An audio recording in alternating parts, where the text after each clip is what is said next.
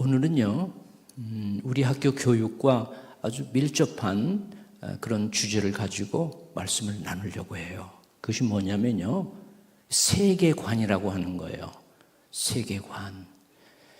세계가 어떻게 만들어져 있고 어떤 구조를 가지고 있으며 어떤 원리에 의해서 다스려져 가고 있는지, 그것이 세계관이죠. worldview, 세계에 관한 관점인데, 어떤 세계관을 갖고 있느냐에 따라서 이 마지막 때에는요, 이 마지막 때에는 돌이킬 수 없는, 한번 잘못 생각하고 결정하는 것이 다시 돌아올 수 없는 큰 오류를 범하게 되어 있어요. 교육에 있어서도 마찬가지예요. 어떤 목표를 가지고 어떻게 공부하고 인생의 길을 어떤 것을 선택하느냐에 따라서, 그죠? 내 머리를, 내 생각을 무엇으로 채우느냐에 따라서 우리 세계관이 달라지고 있거든요. 그래서 그 세계관에 관한 얘기를 오늘 함께 나누고자 합니다. 내 백성아 거기서 나오라. 내 백성아 거기서 나오라 라는 제목으로 말씀을 전하겠습니다. 슬라이드에 보면 여기 바벨론 여기 있습니다. 이쪽에 바벨론이 있어요. 그 다음에 이쪽에 이스라엘이 있고, 그죠? 그 다음에 강은 안 나왔는데 유프라테스 강이 있고 티그리스 강이 이렇게 있어요. 그 사이에 바벨론이라고 하는 그 제국, 나중에는 아시리아 그 위에까지 점령을 해요. 그래서 이 바벨론은요, 지금의 이라크 지역이에요. 전쟁이 일어나는 나라 그 옆에 이라크 지역에 있습니다. 우리가 현재 사용하는 60분이잖아요. 1시간이 60분이요. 그 체계를 확립한 그런 나라예요. 그 다음에 여러 가지 잉여 자원을 통해서 교역을 많이 해서 그 당대에서는요, 로마에 앞선 최초의 국제 도시였어요. 바벨론이. 바벨론이라고 하는 것은 제국의 이름이기도 하고 제국의 수도 이름이기도 해요. 그래서 바벨론인데, 그 바벨론이 여러분 하무라비 법전도 아시죠? 하무라비 법전, 최초의 인류의 그 법전이요. 그래서 최고의 문명을 자랑했던 그 나라, 그 도시였었어요. 그런데 제국이 하루아침에 멸망하게 되었습니다. 다니엘서 5장 30절 31절 말씀 한번 다 같이 읽어볼까요? 시작. 그날 밤에 갈대아 왕 벨사살이 죽음을 당하였고 메대 사람 다리오가 나라를 얻었는데 그때 다리오는 62세였더라. 그날 밤에 무슨 일이 있었냐면요, 벨사살 왕이 술 파티를 했어요. 1000명의 그 귀족들과 함께 술 파티를 했어요. 다니엘서 5장 말씀에 보면요.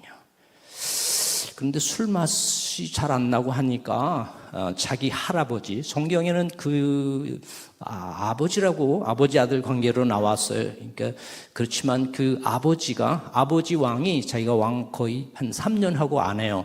왕 되기가 싫은 그런 왕도 있잖아요. 뭐 왕이 뭐가 좋습니까?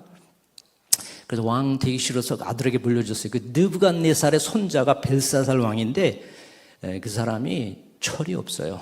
느부갓네살 왕을 하나님께서 다니엘서 4장에 보면요, 그를 광야에 보내가지고 그 하나님을 알게 하셔요.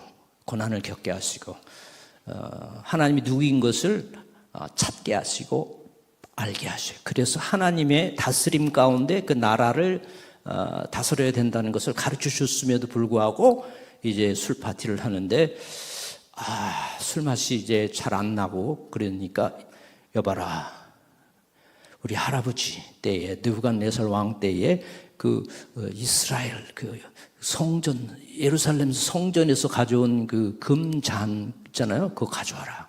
그래도 거기다가 술 마셔서 붓고 그랬어요. 그날 밤에 벨사살은 죽었습니다. 그리고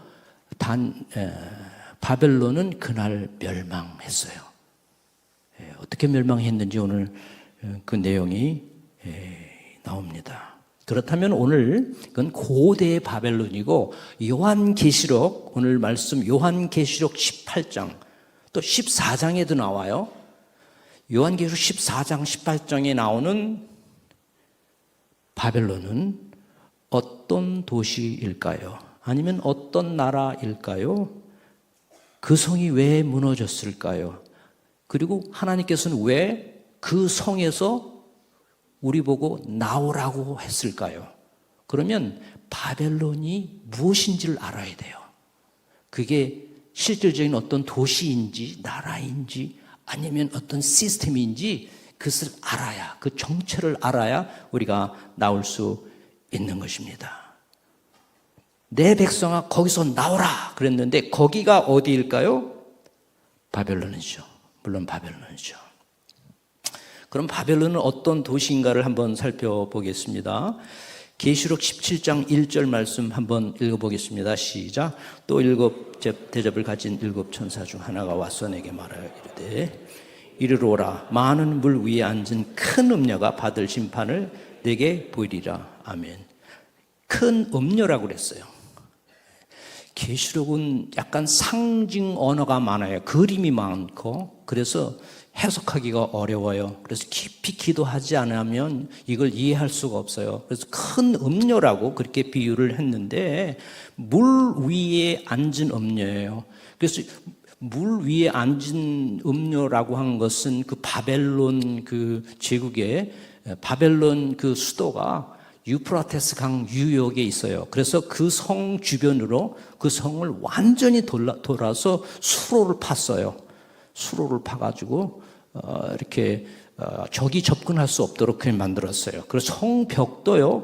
글쎄 제가 몇 미터인지 적어도 왕복 1차선, 2차선으로 다녀 4차선이라고 했나. 하여튼 무척 넓어요. 성벽. 만리장성보다도 더 넓은 그렇게 해서 성벽을 다 둘러싸여 있어요. 그래서 물 위에 앉은 것처럼 보여서 물 위에 앉은 음녀라고 했지만 이건 지리적으로 설명한 것이고 오늘 17장 15절에 보면 물 위라는 것이 물이 무엇을 상징하는 것을 성경을 가르치고 있어요. 계시록 17장 15절 말씀 다 같이 읽어보겠습니다. 시작. 또 천사가 내게 말하여 내가 본 바 음녀가 앉아있는 물은 백성과 무리와 열국과 방언들이라. 오케이. 그러니까 그 물이라는 것은 결국은요, 열방이에요. 많은 나라예요. nations예요. 여러 세계예요, 세계. 그러니까 세계를 깔고 앉아서 있는 그런 나라다. 세계적인 영향력을 끼칠 수 있는 세계적인 시스템을 가지고 있는 나라다. 아니면 도시다. 그렇게 생각해 보아야 합니다. 그런데 왜 음녀인지, 왜 음녀라는 것을요, 주석가들은 이렇게 해석을 해요. 하나님을 대적하며 우상 숭배를 하는 초역사적 세상의 권력이나 근원. 그런데 이게 하나님을 대적하는 거예요. 일단은 바벨론은요, 창세기 11장에도 그렇고 하나님을 대적하는 거예요. 그래서 그 영은요, 하나님을 거역하고 반역하고 대적하는 그런 영이 깃들여 있는데 상당히 그 문화적으로는 세계 최고의 문명을 자랑한다 그런 뜻입니다. 그래서 열국과 방언들 위에 앉은 것은 세계적인 시스템을 의미하기도 해요. 세계적인 시스템이에요. 경제 시스템이라고 붙일까 아니면 사회적인 시스템을 붙일까 제가 이렇게 하다가 일단은 시스템이라고 제가 명명했습니다. 17장 4절 5절 또 읽어보겠습니다. 17장 4절 5절 시작. 그 여자는 자주빛과 붉은빛 옷을 입고 금과 보석과 진주로 꾸미고 손에 금잔을 가졌는데 가증한 물건과 그의 음행의 더러운 것들로 가득하더라. 그의 이마에 이름이 기록되었으니 비밀이라. 큰 바벨론이라. 땅의 음료들과 가증한 것들의 어미라. 이것은 큰 자가 뭐죠? 큰 음료인데 큰이라는 건 great하다는 거는요. 이게 네트워크가 아주 넓다라는 지역이 그 도시가 크다라는 의미보다도 전 세계적인 영향력을 끼친다라고 하는 거죠. 그래서요, 땅의 음녀들의 어미예요. 그러니까 음녀가 많죠, 그죠? 땅의 음녀적인 속성을 가진 어떤 시스템, 음녀라는 건 뭐예요? 유혹을 하죠. 어떤 유혹을 해? 하나님을 대적하는 걸 유혹. 하나님 도전하는 것을 유혹하는 그러한 각종 것들의 어미 역할을 하는 그런 음녀입니다. 그래서 음녀가 세상으로 하여금 하나님을 떠나서 짐승과 사단을 숭배하도록 하는 존재라고 그 호쿠마 주석에서 호쿠마의 주석가는 그렇게 해석을 합니다.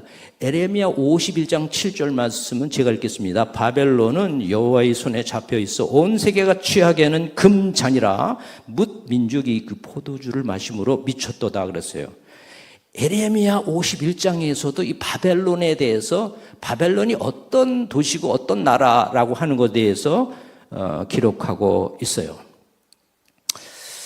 두 번째는요, 바벨론은 음녀다. 그래서 한번 따라서 바벨론은 큰 음녀다.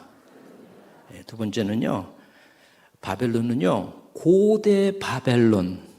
제가 바벨론은 음녀다라고 했을 때 그 바벨론은 현대판 바벨론이에요. 계시록 17장, 14장에 나오는 바벨론은요, 현대판이에요. 앞으로 다가올, 아니면 지금부터 이미 존재하고 있는 어떤 존재예요. 도시나 시스템을 말하는데 그것은요, 두 번째로 그 바벨론은 고대 바벨론적 세계관과 가치를 이어받은 현대판 바벨론이에요. 그렇죠? 고대 바벨론의 성격을 그 가치와 세계관을 그대로 이어받는 거예요. 창세기 10장 8절 9절 10절 말씀 같이 읽겠습니다. 시작. 구스가 또 리뭇을 낳았으니 그는 세상의 첫 용사라.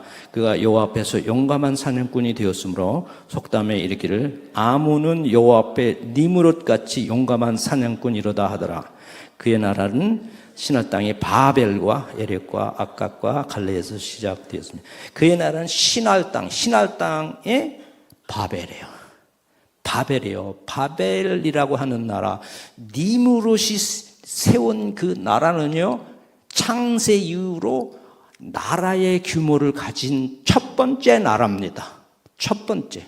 그 바벨론이요, 아주 고대 문명의 발상지 아니에요? 그래서 그 신할 땅에 바벨이라고 하는 나라를 세웠다고 창세기 10장에 그렇게 기록되어 있어요. 니므롯이 세웠는데 그 사람은 용감한 사냥꾼이에요. 니므롯이라고 하는 말은요, 반역하다라고 하는 뜻을 가지고 있어요. 그래서 그가 여호와 앞에 용감한 사냥꾼이 되었다. 여호와 앞에서라는 그 말씀을 히브리적으로 잘 해석해 보면요, 하나님을 대적하여라고 해석할 수 있어요.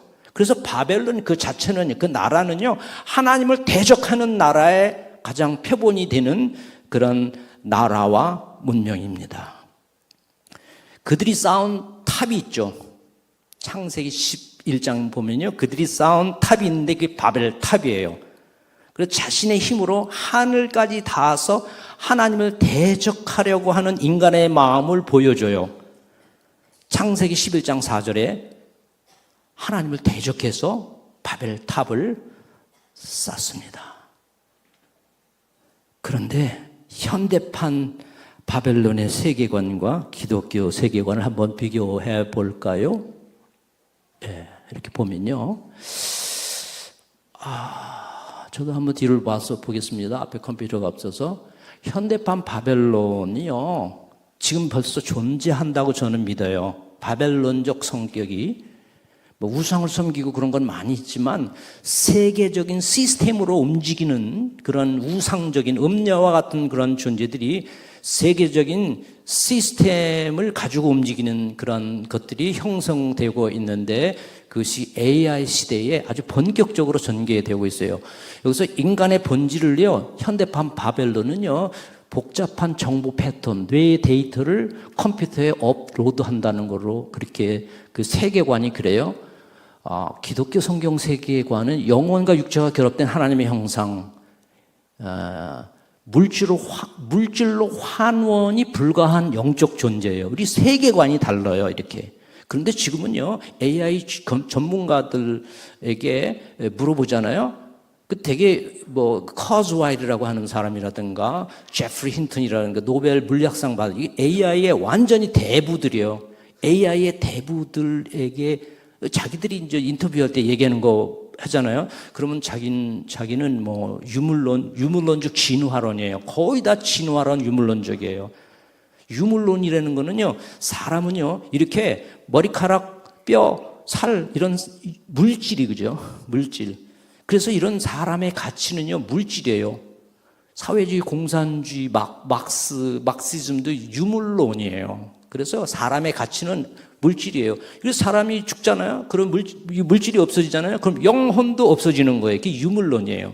그러니까 여기다 칩을 심고, 그죠? 반은 기계, 반은 인간. 그렇게 해서 AI 시대에 그렇게, 인간을 그렇게 만들어 가서 더구나 그것을 통해서 영생을 얻으려고 하고 하는 그 모든 세계관이 바벨론적 세계관이라, 하나님을 대적하는 세계관이라 그런 것이 스스로 신의 경지에 오르려. 그래서 유발 하랄이라고 하는 역사학자는요, 그것을 호모 데우스, 호모 사피엔스가 호모가 아니라 호모 데우스. 인간 반은 인간이고 반은 신이라는 거예요. 데우스는 신이에요. 신인. 그래서요, 여기다 이제 칩을 넣고 그리고 반은 신이 되고, 왜 다 모든 지식, 지금 AI가 가지고 있는 그 지식이 되는 건 어마어마한 거거든요.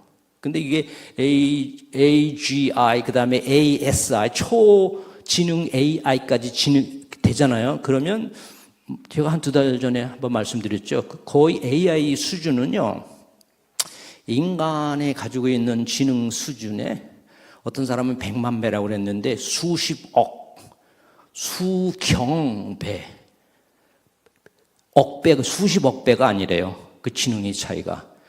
개와 사람의 지능의 차이는 어느 정도 되죠? 보통 똑똑한 개는 70까지 가요. 50. 근데 사람 머리가 안 좋으면 100 이하로 떨어지죠. 아니야. 보통 우리나라 사람이니까 100 얼마 평균이 되죠. 일반 세계적인 경우에는요, 어느 나라도요, IQ가 100이 안 됩니다. 90 몇 그래요. 개랑 별로 차이가 없어요. 그런데 우리는 말끝마다 개 무슨 고생이라고 그러고 다 그랬잖아요. 개들을 너무 멸시하잖아요. 2배도 안 되는데, 그렇잖아요. 그러면 초지능 AI가 우리를 얼마나 멸시하겠어요. 그죠? 이런 말할 수가, 비교할 수가 없는 그런 시대가 다가오고 있어요. 그래서요, 호모 데우스. 그래서 그걸 여기다 칩을 장착하고 여러 가지 시스템에 의해서 그걸 공유하잖아요. 스타링크라든가. 그래서 우리의 생각을 다 가져가고 감정까지 다 가져가죠. 그리고 다 공유하죠. 그리고 저 사람 거 내가 다 모든 지식, 모든 도서관에 있는 지식이 내 머리에 다 들어올 수 있어요. 신이 되는 거죠. 그리고 서로의 감정까지도 다 읽을 수 있어요. 그 하나님만이 할 수 있는 전지전능하신 하나님의 영역을 인간이 도전하는 거죠. 인간이 도전하는 호모데우스로. 바벨론이죠. 바벨론적 가치죠. 이게 벌써 시작되고 한참 많이 진전이 됐습니다. 바벨론은요, 세 번째는요, 세계적인 경제 시스템이요. 계시록 18장 2절 3절 한번 읽어보겠습니다. 시작. 무너졌다 무너졌다 큰 성 바벨론이요, 귀신이 쳐서 각종 더러운 영이 모이는 곳과 각종 더럽고 가증한 새들이 모이는 곳이 되었도다. 그 음행의 진노의 포도주로 말미암아 만국이 무너졌으며 또 땅의 왕들이 그와 더불어 음행하였으며 땅의 상인들도 그 사치색으로 치부하였더라. 예, 만국이 무너졌다는 것은 세계적인 시스템이라는 거예요. 그 다음에 땅의 상인이라고 하는 것은 단순히 어떤 컴퓨터라든가 문명의 발달, 그것이 그걸로 끝나는 거, 지식으로 끝나는 게 아니라 비즈니스나 그런 물건을 만들고 하는 그런 뭐라 그럴까요? 경제와 연관된다 그런 뜻이에요. 땅의 상인들이요. 그다음에 에레미야 51장 7절 말씀 읽어보겠습니다. 시작. 바벨론은 여호와의 손에 잡혀 있어 온 세계가 취하게는 금잔이라 뭇 민족이 그 포도주를 마심으로 미쳤다. 여기서도 온 세계가 나와요. 에레미야 51장 7절에 온 세계가 취하는 금잔이라고 또 나옵니다. 그래서 이것은 세계적인 경제 시스템을 의미한다고 말하지 아니할 수가 없어요. 성경 그대로를 해석하는 거예요. 왕들이 나오고 만국이 나오고 온 세계가 나오고 하는 거니까. 단순히 그 유프라테스 강 유역에 있는 그 고대 도시를 의미하는 게 아니에요. 왜냐하면요, 에레미야 51장 64절 또 읽어볼까요? 에레미야 51장 64절 시작. 말하기를 바벨론이 나의 잔난 때문에 이같이 몰락하여 다시 일어나지 못하리니 그들이 피폐하리라 하니라. 에레미야 말이 이에 끝는. 바벨론은요 다시 못 일어나요. 다시. 예수님이 한번 말씀하시면 그대로 되는 거예요. 성전에 돌 위에 돌 하나도 남지 않는다고 그랬어요. 그죠? 그럼 성전이 다 파괴된 거예요. 다 파괴됐어요. 지금 거기 통곡의 벽도 그 성전 벽이 아니래요. 고고학자들이 연구하면 그건 아니래요. 원래 그 군대들이 거주했던 그런 그 진영 그쪽 벽이라고 그래요. 그는 성전 연구소가 있거든요. 이스라엘에. 그분들이 오래 연구한 그 결론이에요. 하여튼 하나님이 말씀하신 그대로예요. 바벨론은 다시 일어나지 못합니다. 고대의 바벨론, 지금으로 말하면 이라크에 있는 그 바벨론은요 다시 못 일어나요. 도시로서는 안 돼요. 지금 이라크 옛날 언제요? 지금부터 한 20년인가 20-30년 됐나요? 그 전쟁 일어나가지고 다 폐허가 됐죠. 다시 일어나지 못합니다. 그래서 그냥 단순히 어떤 분들은 그래요. 그 중동 지역에 바벨론과 같은 그런 어떤 도시가 강이나 바다 근처에 그 세계적인 무역 센터가 생길 거라 그렇게 해석하는 사람이 있는데 그 가능성은 적어요. 왜?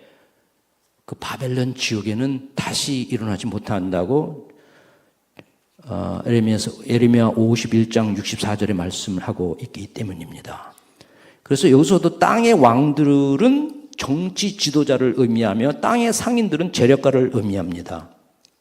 땅의 왕들 또 땅의 상인들을 언급해요. 바벨론을. 그래서요, 실은요, 지금 AI도요, AI나 그런 거 사용해서 지금 세계 최고 부자가 누구죠? 다 같이 시작. 일론 머스크가 세계 부자죠. 삼성도 부자고 그러지만 그 비교가 안 되죠? 그 AI를 사용해서 다 하죠. 그죠? 그러니까 이런 경제 시스템과 그 문명은 하나 되어 있고, 그 다음에 정치 지도자가 그거를 연결하고 있어요. 그래서 AI 시스템은 미국의 그 트럼프 대통령이나 뭐 중국은 말할 것도 없고 중국도 시진핑 다 이용하고 있어요. 그래서 이 바벨론 시스템에는요, 정치 지도자들이 위에서 다 피라미드 맨 꼭대기에 있는 사람은요, 정치 지도자예요. 그래서 일론 머스크가 이렇게 말했어요. 우리 학생들 아마 제가 학교에서는 되게 쉽게 얘기하는데 오늘 마음 먹고 쉽게 하려고 그러는데 쉽게 잘 안 돼요. 그러나 중고등학생들은 다 이해할 줄 믿어요. 잘 들으세요. 일론 머스크가 이런 얘기를 했어요. 그들이 나를 죽일 수도 있다 그랬어요.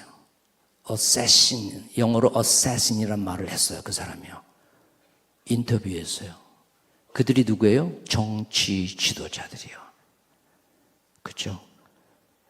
정치 지도자들이요. 그 위에서 이제 다 AI 그룹이라든가. 우리나라는 뭐 안 그렇습니까? 뭐 재벌들 오라 그러면 끽소리 못하고 다 와야 되고 감옥 가라 그러면 가고 그러잖아요. 그렇잖아요. 우리나라는 그렇잖아요. 정치 지도자들이 그렇게 할 수 있어요. 뭐 중국 같은 경우는 뭐 알리바바 뭐 그 사람 다 뺏었잖아요. 중국 최고의 부자가 싹 다 뺏었잖아요. 뭐 이렇게 된다는 거죠. 이게 왜 그러냐면요. 계시록에 보면요. 음료는요. 적그리스도 짐승 위에 딱 타고 있어요. 짐승 위에 딱 타고 있어요. 그러다가 짐승이 그를 죽입니다. 죽이게 돼 있어요. 거기까지는 제가 뭐 적그리스도를 지금 얘기할 시간은 안 되니까 바벨론 시스템은요, 정치 지도자, 즉 세계적인 정치 지도자인 적그리스도에 의해서 죽임을 당합니다. 그러면 두 번째로 왜 우리는 바벨론에서 나와야 될까요? 이쯤 되면 왜 나왔는지 꼭 설명을 해야 될까요? 근데 계시록 18장 4절에 나오라고 그렇게 말씀하셨어요. 읽어보겠습니다. 시작. 또 내가 들으니 하늘로부터 다른 음성이 나서 이르되 내 백성아 거기서 나와 그의 죄에 참여하지 말고 그가 받을 재앙들을 받지. 거기서 나오라고 그랬어요. 오늘 계시록 18장에 기록되어 있고 먼저 계시록 14장에 기록되어 있어요. 계시록 13장은 짐승의 표에 대해서, 계시록 13장 14장은요 짐승의 표에 대해서 얘기하고 있는데 14장에 같이 짐승의 표와 함께 바벨론에서 나오라고 그래요. 거기서부터 나오라고 그래요. 그래서요 이 바벨론 이 시스템의 몰락의 시간표는 타임라인, 이 시간표는 언젠가 하면요 7년 환란 중에서 후 3년 반 어느 기간 중에 아마 후 3년 반 중에서도 좀 중간 이후로 그때 아마 이 시간표가 실행이 아마 될 겁니다. 그는 그건 그때가 봐야 알지만 첫째 왜 바벨론에서 나와야 합니까? 그 음료예요. 어차피 멸망될 곳이에요. 멸망해요. 그래서 나오라고 그랬어요. 그래서 계시록 14장 8절로 10절 그랬는데 8절에는 무너졌다다 큰 성 바벨론아 그래 나왔죠. 9절 한번 읽어볼까요? 시작. 또 다른 천사고 셋째가 그 뒤로 큰 음성으로 이르되 만일 누구든지 짐승과 그의 우상에게 경배하고 이마에나 손에 표를 받으면 그도 하나님의 진노의 포도주를 마시리니. 그것까지만 읽겠습니다. 그래서요 8절과 9절에는요 8절에서는 바벨론이 멸망하는 거, 바벨론이 무너졌다. 여기서는 고대 바벨론이 아니에요. 다시 강조하지만 고대 바벨론이 아니에요. 이 바벨론의 시스템이에요. 이게 무너졌어요. 무너졌다 얘기하고 짐승의 표 얘기를 해요. 그러니까 이 바벨론 시스템은 이 AI 시대에 이러한 표를 받게 하는 이런 시스템과 매우 가깝게 연관되어져 있다고 저는 믿어요. 저는 그렇게 확신합니다. 그래서 AI가 많이 발달한 거, 그런 나라나 그런 거 된다고 너무 좋아하면 안 돼요. 제일 먼저 와요. 그 펜실베니아 주립대학의 그 사회학자 그분이 이름이 뭐죠? 많이 나오죠? 그분이 그렇게 했어요. 한국이 위험하대요. 왜 위험하냐? 가장 먼저 혼란스러워질 수 있는 나라가 될 수 있다 그러더라고요. 그분이 예측을 잘하잖아요. BTS 딱 뜨기도 전에 그 사람이 딱 예측했잖아요. 그리고 BTS 확 떴어요. 그랬더니 그 사람도 확 떴습니다. 근데 그 사람이 한국에 대해서 예언을 하는 거예요. AI가 발달한다고 너희들이 우리나라 AI 상당히 많이. 그리고 제조업이 발달하기. 일론 머스크가 여기 왔어요. 왜냐하면 어차피 휴머노이드, 로봇가 다 자동차도 지금 다 만들잖아요. 현대자동차가 보세요. 다 그냥 로봇가 다 만들어요. 이 금방 그렇게 될 겁니다. 제조업이 다 망가져. 그런데 숙련 노동자 제조업에 미국은 별로 없어요. 중국이랑 한국이 거의 모든 직종에 전문가들이 숙련된 전문가들 세계 최고의 기술을 가지고 있는 사람들이 한국에 있어요.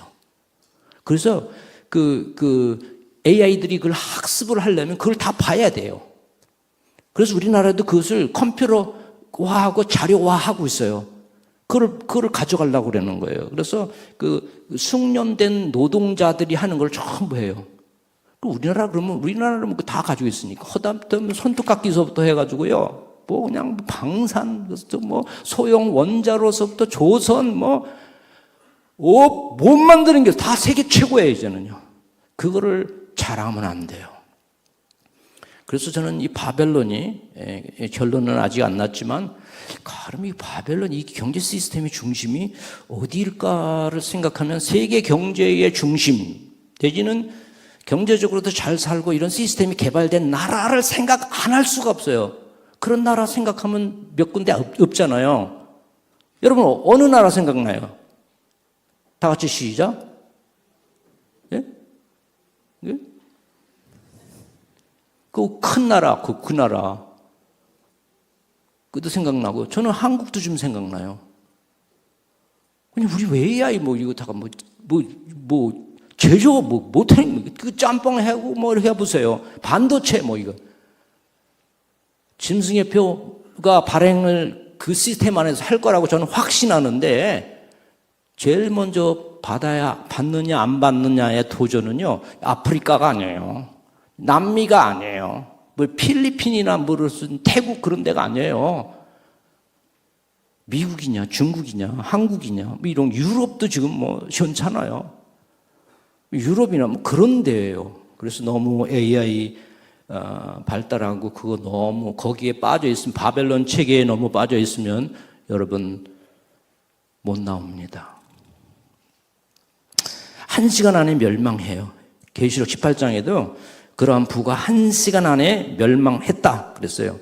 고대 바벨론의 멸망도 갑자기 파멸된다고 에레미야 51장, 다니엘서 5장 30절에도 그렇게 기록되어 있어요. 시간이 없어서 그거는 읽지 않겠습니다. 고대 바벨론도요, 하루아침에 벨사살이 술 먹다가 하루아침에 그냥 그날로 멸망했어요. 고레스 왕이 유프라테스 강을 싹 흐름을 바꿔버렸어요. 그래서 그 수로가 드러났어요.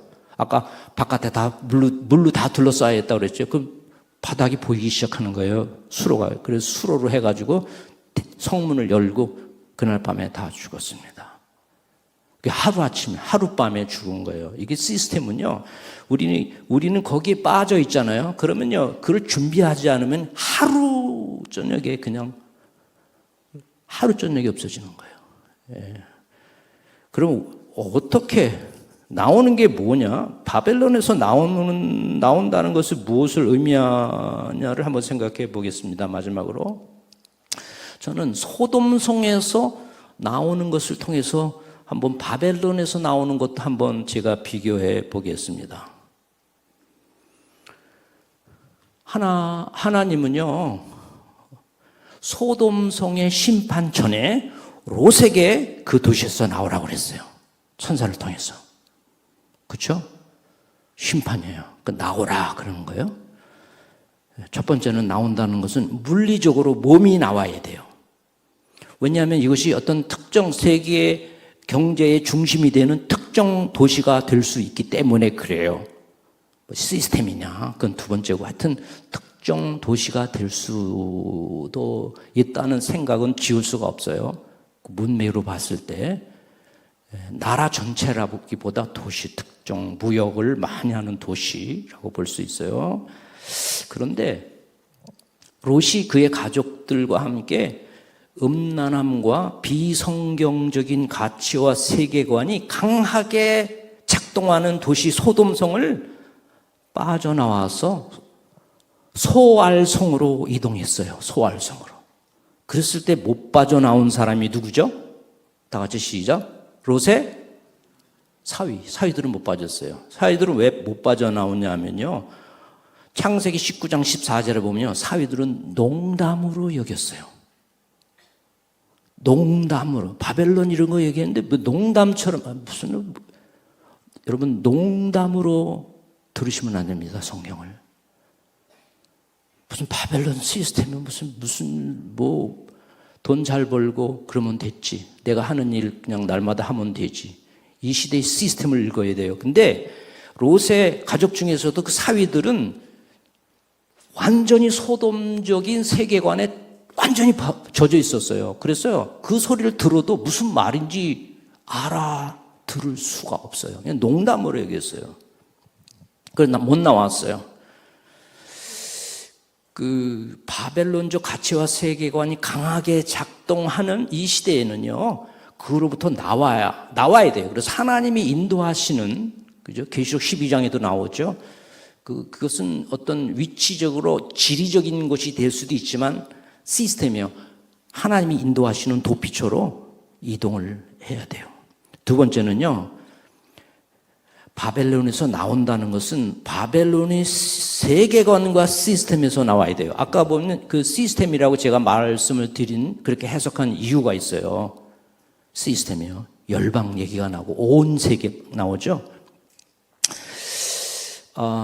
그런데 롯의 아내와 사위들은 결국은 바벨론에서 못 나왔다고 바벨론이 아니라 소돔에서 못 나왔다고 봐야 돼요. 롯의 아내는 소돔성에서 나왔으나 아마 소돔성의 가치와 미련이 있는지 천사의 경고를 무시하고 뒤돌아보다가 뭐가 됐죠? 소금 기둥이 됐어요. 못 나왔어요. 창세기 19장 26절이에요. 현대로 다시 해석합니다. 지금 이 시대에 그거 나와야 되는데 못 나오는 경우는요, 벌써 지금은요, 대학을 무슨 탑이라고 그러죠? 상아탑.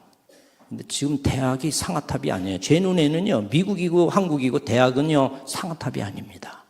상아탑은 진리를 탐구하는 곳이에요. 근데 진리를 탐구하는 것이 아니라 유물론과 무슨 진화론, 세계적인 유명한 학자들, 제가 한국 사람들은 실명을 거론하고 싶지는 않아요. 근데 제가, 저분 참 세계 명문 나왔고 참 훌륭하다. 글도 잘 쓰고 제가 누구 이렇게 얘기하면 다 알 거예요, 아마.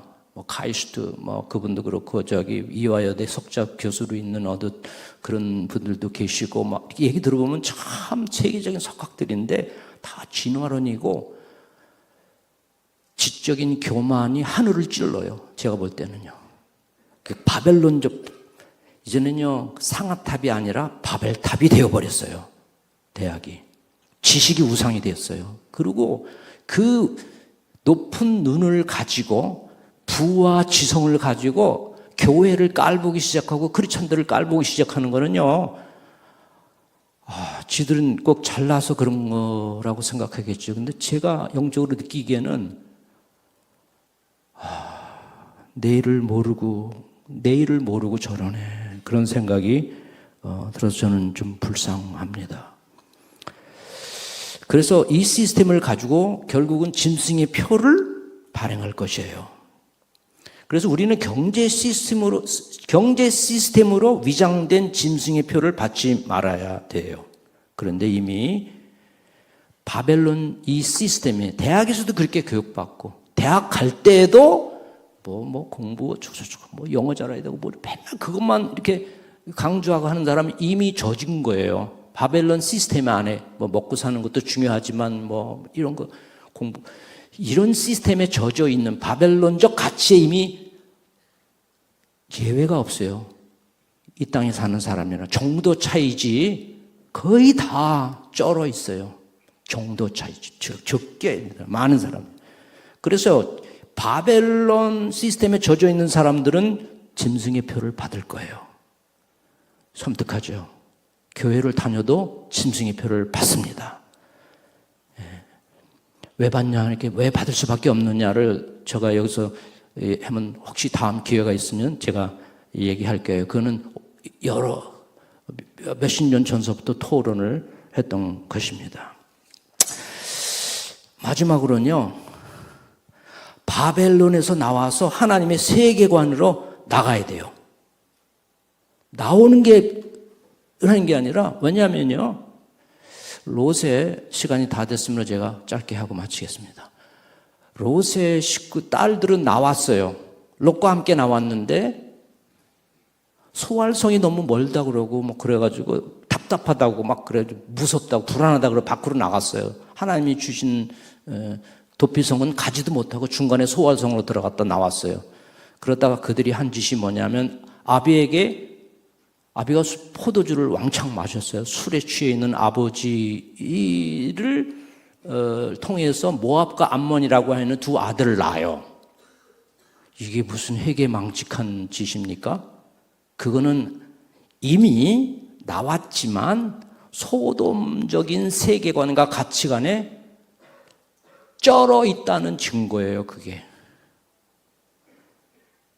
성경적인 세계관, 하나님의 세계관으로 살지 않은 거예요. 나와서 무슨 술을 마시고 롯부터 그래요.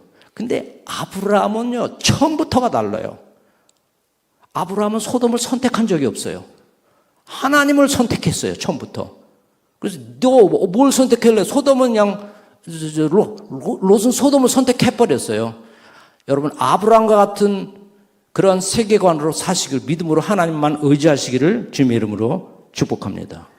써니힐 교육은요, 그렇게 하려고 우리는 무척 애를 쓰는 그런 프로그램을 가지고 그렇게 그 교육을 시키는, 여기에 보면 이런, 이걸 가지고 이런 세계관 학교, 북클럽, 다니엘 학교 이런 걸 통해서 정말로 하나님의 세계관으로 달려갈 수 있도록 훈련시키는 학교입니다.